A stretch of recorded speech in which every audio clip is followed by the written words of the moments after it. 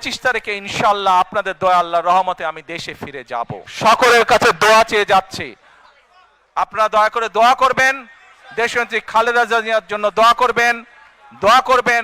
আপনাদের সামনে যে পরিকল্পনা তুলে ধরেছি, আল্লাহ যাতে আমাকে তৌফিক দেন দেশ এবং দেশের মানুষের জন্য সেই কাজগুলো যাতে সম্পূর্ণ করতে পারি। আপনাদের সকলকে আমি একটি বিনীত অনুরোধ করতে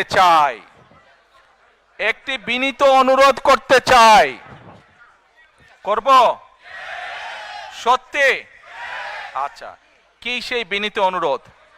প্রিয় ভাই বোনেরা, আপনাদের সাথে আমি 18 বছর ছিলাম, বিভিন্ন সময়ে বিভিন্ন অনুষ্ঠানে অনেক মানুষের সাথে দেখা হয়েছে, আপনাদের সাথে বহু স্মৃতি আমার রয়ে গিয়েছে, আপনাদের সাথে বহু দুঃখ কষ্ট আমি শেয়ার করেছি।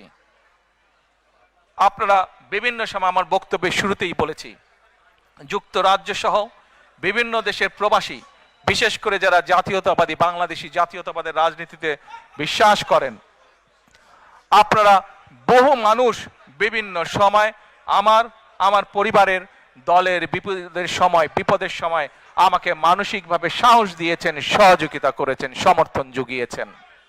আজকে বিশেষ করে লন্ডনে যারা আছেন, বিশেষ করে তোমরা যারা ইয়াং আছো, ছবি তোলার জন্য পাগল হয়ে যাচ্ছ, প্রত্যেকের কাছে আমার একটি অনুরোধ, 25 তারিখে ইনশাআল্লাহ আপনাদের দোয়া আল্লাহর রহমতে আমি দেশে ফিরে যাব। কিন্তু এখানে উপস্থিত, এই ঘরে উপস্থিত প্রত্যেকটি মানুষের কাছে আমার অনুরোধ, দয়া করে কেউ আপনারা এয়ারপোর্টে সেদিন যাবেন না, আপনারা, কারণ এয়ারপোর্টে গেলে একটি হট্টগোল তৈরি হবে এবং মানুষ জানবে যে এরা সব বাংলাদেশি, এবং দেশের সুনাম নষ্ট হবে, দলের সুনাম নষ্ট হবে। যারা সেদিন এয়ারপোর্টে যাবেন না, আমার আজকের এই অনুরোধ যারা রাখবেন, আমি ধরে নিব তারা দল এবং সর্বোপরি দেশের সম্মানের প্রতি মর্যাদা রাখবেন। আর আমার মানা করা সত্ত্বেও, আমার অনুরোধ করার পরেও যারা যাবেন, আমি ধরে নিতে বাধ্য হব যারা ব্যক্তিগত স্বার্থের জন্য সেখানে গিয়েছেন। কাজেই আপনাদের কাছে বিনীত অনুরোধ রেখে আমার বক্তব্য শেষ করছি।